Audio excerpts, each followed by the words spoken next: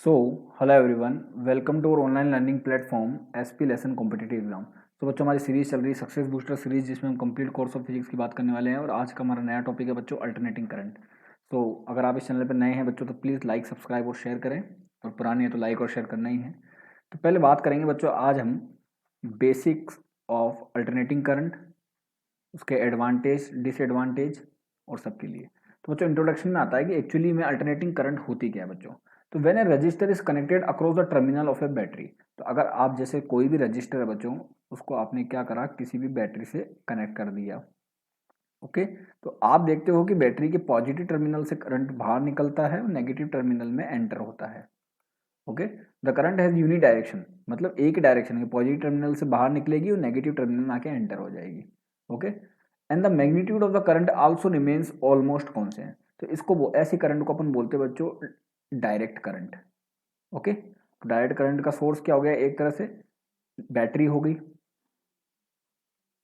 Okay, इसके बाद आता है बच्चों कि if the direction of the current in a resistor or in any other element change alternatively, the current is called alternating current। तो alternating current का अगर आप सोर्स बनाओगे बच्चों तो वो कुछ इस तरह से बनेगा। अगर कोई रेजिस्टर R है, उसको आपने किसी अल्टरनेटिंग करंट से ऐड कर दिया, तो बच्चों ये क्या होगा, हर हाफ पीरियड में अपनी डायरेक्शन चेंज करती रहेगी। पहले पॉजिटिव हाफ साइकिल, दूसरा नेगेटिव हाफ साइकिल, तो ये कुछ इस तरह से अपना डायरेक्शन चेंज होता रहेगा। तो we shall study the alternating current has sinusoidally with time. बच्चों बहुत सारी होती हैं अल्टरनेटिंग करंट, बहुत सारी फॉर्म में होती है, लेकिन अपन जनरली साइन वेव पढ़ते हैं। ओके, तो ये था जनरली इंट्रोडक्शन की। डीसी करंट क्या होती है, डायरेक्ट करंट होती है जो जिसका मैग्नीट्यूड और डायरेक्शन अप्रोक्सीमेटली कांस्टेंट रहता है। एंड अल्टरनेटिंग करंट क्या होती है, जो अपनी डायरेक्शन चेंज करती रहती है। ओके बच्चों, फिर आता है अल्टरनेटिंग करंट। तो alternating electric current which keeps on changing the magnitude and direction periodically as called alternating current. ये इसकी डेफिनेशन है बच्चों। ये ओम्स लॉ और जूल्स हीटिंग लॉ दोनों को फॉलो करती है बच्चों, दोनों को ओबे करती है। It is produce using the principle of electromagnetic induction. मैंने आपको पहले भी बता रखा है बच्चों, जब एक रेक्टेंगुलर कॉइल को अगर आप मैग्नेटिक फील्ड है जो यूनिफॉर्म, उसमें रोटेट कराओगे बच्चों ओमेगा से, सो जो इंड्यूस ईएमएफ आएगा वो कितना आएगा बच्चों, N B A omega sine omega T. और आप इसको ऐसे भी लिख सकते हो E equals to E not sine omega T. और जब आप करंट निकालते हो तो E not E by R करोगे तो ये आ जाएगा E not sine omega T divided by R. तो इसको आप और क्या लिख सकते हो, आई equals to I not sine omega T. तो एक्चुअली में अल्टरनेटिंग करंट का जो सोर्स हो गया वो एक्चुअली में हो क्या गया कि अगर आप किसी भी कोयल को यूनिफॉर्म मैग्नेटिक फील्ड में रोटेट कराओगे तो उससे जो करंट प्रोड्यूस होगी वो कौन सी होगी बच्चों, अल्टरनेटिंग करंट होगी। So graphical representation for following quantities can be represent in the form of following graph. तो अभी अपन करंट और वोल्टेज दोनों के लिए देखेंगे। तो एसी वोल्टेज क्या हो जाएगा बच्चों, एसी वोल्टेज वो वोल्टेज हो जाएगा जिसका मैग्नीट्यूड और डायरेक्शन जो है टाइम के डिफाइन में या टाइम के रेस्पेक्ट में चेंज होता हो। जिसी तरह से अगर करंट के लिए बात करोगे तो current with respect to time change होगी, वोल्टेज के लिए बात करोगे तो voltage with respect to time change होगा। The alternating voltage in general use to sinusoidal voltage. बच्चों जैसा कि अब मैंने करंट में बताया था, अभी अपन सारे तरह के ग्राफ देख लेंगे इसमें।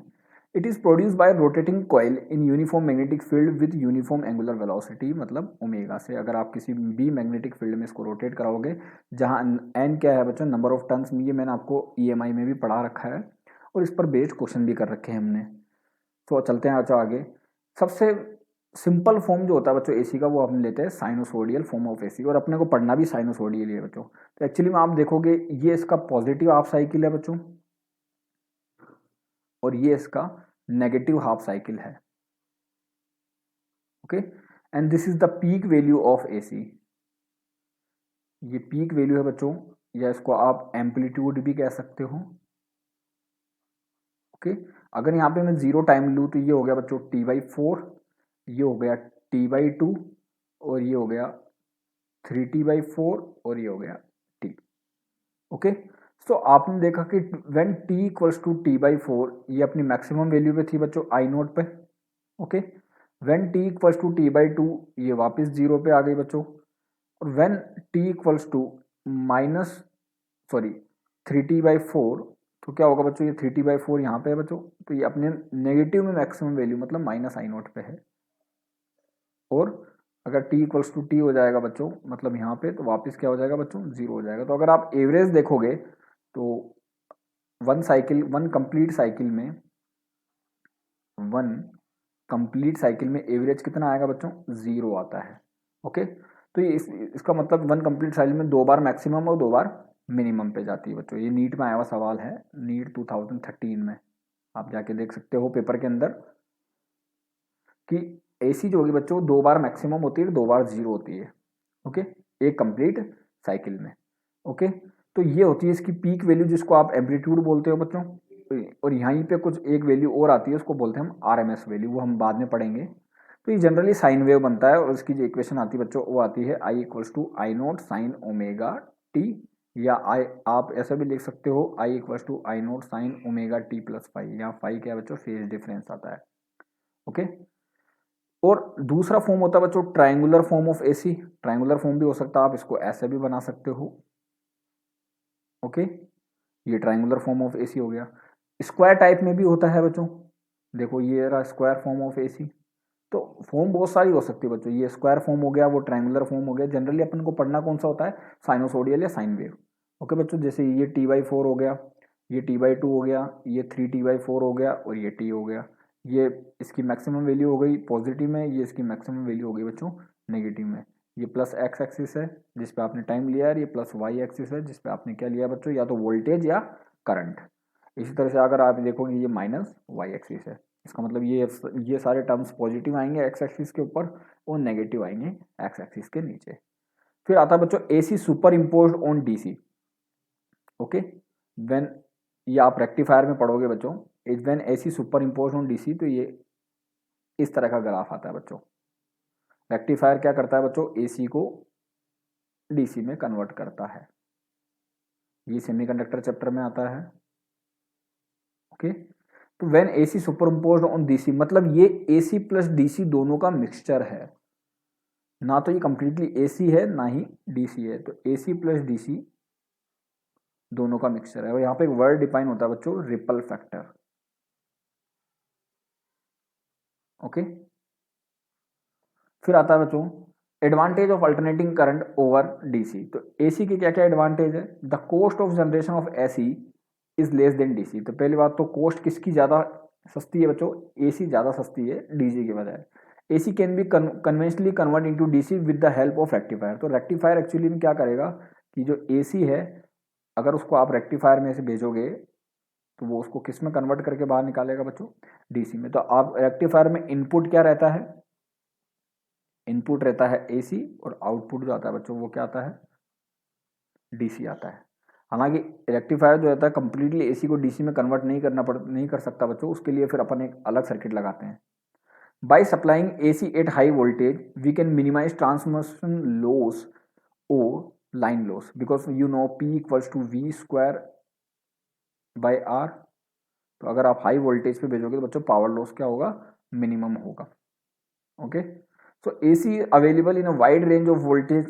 These voltage can be easily stepped up or stepped down with the help of transformer. बच्चों लास्ट में चैप्टर के आप पढ़ोगे ट्रांसफार्मर दो तरह के होते हैं, एक स्टेप अप ट्रांसफार्मर होता है, एक स्टेप डाउन ट्रांसफार्मर होता है।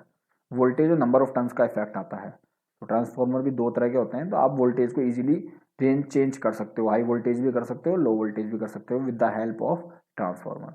तो ये तो एडवांटेज ऑफ अल्टरनेटिंग करंट हुए। इसके कुछ डिसएडवांटेज भी है बच्चों, वो हम देखेंगे। Disadvantage of alternating current over DC, AC is more dangerous DC. बच्चों ये नेक्स्ट लेक्चर में पढ़ेंगे ऐसा क्यों होता है, बिकॉज अगर आप 220 वोल्ट की एसी लो और 220 वोल्ट की डीसी लो, तो एसी जो है वो 220 वोल्ट की डीसी से ज़्यादा खतरनाक है, बिकॉज ये इसका जो पीक वैल्यू आता है बच्चों वो 311 वोल्ट आता है। ओके, वो हम पढ़ेंगे बच्चों। तो AC is transmitted more by the surface of the conductor. This is called skin effect. तो स्किन इफेक्ट को समझेंगे बच्चों इससे। तो एक्चुअली में होता क्या है स्किन इफेक्ट, वो यहाँ से देखेंगे बच्चों। A direct current flows uniformly throughout the cross section of the conductor. तो अगर कोई डीसी होगी बच्चों, जैसे कोई ये कंडक्टर है, तो कोई डायरेक्ट करंट होगी तो वो पूरे वायर में थ्रू आउटली यूनिफॉर्मली डिस्ट्रीब्यूटेड होगी। ओके, लेकिन एसी क्या होती है बच्चों जनरली, लेकिन इसके बजाय एसी क्या होती है, सरफेस ऑफ द कंडक्टर में ज़्यादा बहती है। ओके, और यहाँ अगर आप देखोगे बीच में तो लगभग 0 आती है करंट। तो this is effect is called skin effect. The reason is that which alternating current flows through the conductor the flux change in the inner part of the conductor are higher. ये बच्चों reason पूछा गया है CBSE exam में। The flux change in the inner part of the conductor are higher, therefore the inductance of the inner part is higher than the outer part, so higher the frequency of alternating current, more is the skin effect। तो जिसकी frequency जितनी ज़्यादा होगी बच्चों, generally 50 hertz होती है India में and 60 hertz होती है बच्चों अमेरिका में। ये अमेरिका में 60 हर्ट्स आती है, अपने इंडिया में 220 वोल्ट और 50 हर्ट्स की आती है बच्चों। The depth up to which AC current flow through a wire is called skin depth, जिसको आपने डेल से यहाँ पे शो कर रखा है। तो ये स्किन इफेक्ट इसका एक्चुअली में क्या है बच्चों, डिसएडवांटेज है। तो इसका ड्यू टू दिस रीजन, अब इसकी वजह से होता क्या है बच्चों, several strand of him insulated wire instead of single thick wire need to be used. तो बहुत थिक वायर लेने के बजाय बहुत सारे थिन वायर्स का बंडल लेते हैं बच्चों, ये रीजन है। ओके और एक और डिसएडवांटेज इसका, for electrorefining, electrotyping, electroplating only DC can be used but not AC. Okay because इसमें बच्चों होता क्या है, ये इसका रीजन है कि इसमें मैग्नेटाइजेशन और डीमैग्नेटाइजेशन दोनों होते रहते हैं। ओके तो जैसे करंट चेंज होती रहेगी तो बच्चों मैग्नेटाइज होने के साथ साथ डीमैग्नेटाइजेशन भी हो जाएगा। तो इस वजह से क्या होता है कि डीसी को ही काम में लेते हैं, एसी को काम में नहीं लेते, बिकॉज या तो वो ओनली मैग्नेटाइज ही करेगी या ओनली डीमैग्नेटाइज ही करेगी। तो बच्चों आज का लेक्चर यहीं खत्म होता है, ओनली बेसिक्स के ऊपर था ये। कल हम बात करेंगे नए टॉपिक के लिए। Thank you.